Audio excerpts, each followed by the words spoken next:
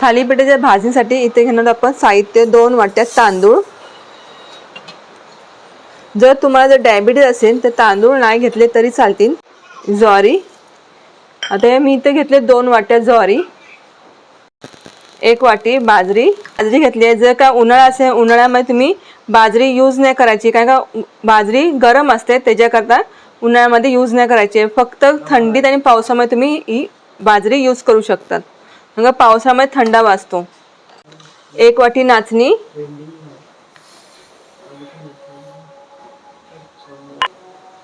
नाचणी खूप पौष्टिक आहे, ह्याच्यामध्ये कॅल्शियम आहे भरपूर नाचणीमध्ये, त्याच्याकरता नाचणी घाला तुम्ही। तर तुमच्या लहान मुलं असेल तर आवश्यक घाला नाचणी। आणि जर का कोणाला हाडांचा त्रास असेल तरी पण ह्याच्यामध्ये तुम्ही नाचणी घालून तेवढं कॅल्शियम तुम्हाला शरीरामध्ये त्यांना भेटेल। किंवा तुम्हाला स्वतःला हाडांचा त्रास असेल तरी सुद्धा तुम्ही हे नाचणी तुम्ही थालीपीठमध्ये घाला। 1 वाटी चणा डाळ, 1 वाटी लाल मसूर डाळ, 1 वाटी मुगाची डाळ आहे,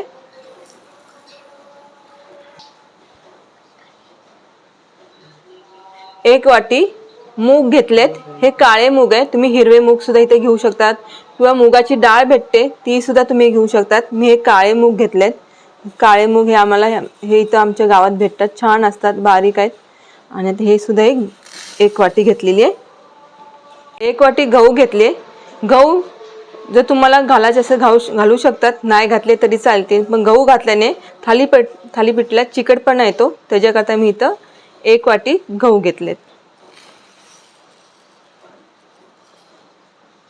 अर्धी वाटी मी इथे पोहे घेतले, जे कांद्या पोहेसाठी आपण पोहे वापरतो ते पोहे घेतलेले आहेत। पोह्याने छान कुरकुरीत असे आपले थालीपीठ होतात। पाव वाटी साबुदाणे घेतले, साबुदाण्याने थालीपीठला चिकटपणा येतो आणि छान कुरकुरीत होतात, त्याच्याकरता साबुदाणे घेतलेत। उडदाची डाळ टाकते, हे जिरं घेतलंय पाव वाटी, ह्याच्यामध्ये हा जिरं आणि पाव वाटी जिरं घेतलेलं आहे, आणि अर्धी वाटी धने घेतले। आता हे जिरं आणि धने मी ह्याच्यामध्ये मिक्स करत नाहीये, मी हे डायरेक्ट थोडे मी भाजून घेणार आहे वेगळे। जिरं आणि धने हे दोन्ही पण मी वेगळे भाजून घेणार आहे, ह्याच्यात नाही मिक्स करत आहे मी। आता हे आपलं सगळं हे साहित्य आपल्या थालीपीठाचं तयार आहे। आता आपण हे भाजून घ्यायचं आहे। पहिला आपण इथं धने आणि जिरं हे भाजून घ्यायचं आहे, कारण धने आणि जिरं मी वेगळं ठेवलं, कारण का ते चांगले भाजावेत, त्याच्याकरता मी हे वेगळे ठेवले धने आणि जिरं, म्हणजे ते चांगले भाजले जातील। डायरेक्ट जर तुम्ही ह्याच्यामध्ये जे आपण धान्य घेतले त्याच्यामध्ये जर टाकले गेले तर कुठे कुठे धने आणि जिरं कच्चे राहतील, त्याच्याकरता हे असे वेगळे मी भाजून घेणार आहे। धने आणि जिरं भाजून झाले, तर हे काढून घेऊया। आता हे थोडं थोडं करून भाजून घ्यायचं आहे, एकदम नाही भाजत आहे मी, कारण का व्यवस्थित भाजलं गेलं पाहिजे, त्याच्याकरता मी थोडं थोडं घालून मी हे भाजून घेते।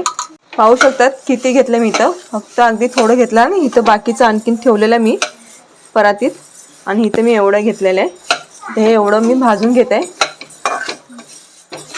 आता ही भाजणी भाजून झाली, काढून घेऊया।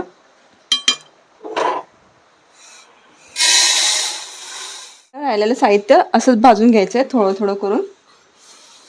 थालीपीठची भाजणी सगळी भाजून झालेली आहे। आता ही धने आणि जिरं भाजून ठेवलेले ते ह्याच्यामध्ये मिक्स करून घ्यायचं आहे, आणि चांगलं गार होऊन द्यायचं आहे भाजणी, आणि मग दळायला द्यायची। भाजणी दळून आणले, हे एकदम अगदी आपण बारीक असं लाडवाला बारीक करून घेतो जाडसर, तसे बारीक करून घेतले, जाडसर असा रवा टाईप बारीक केलेला आहे। आणि आता ह्याचं आपण थालीपीठ करणार आहोत, पण ह्याचा व्हिडिओ मी वेगळा करणार आहे। थालीपीठ कसं मी बनवलंय तर त्याचा जर व्हिडिओ तुम्हाला बघायचा असेल डिस्क्रिप्शन जा, तिथे क्लिक करा, तुम्हाला दिसेल मी कसं थालीपीठ तो तयार केलेला आहे किंवा बनवलेला आहे।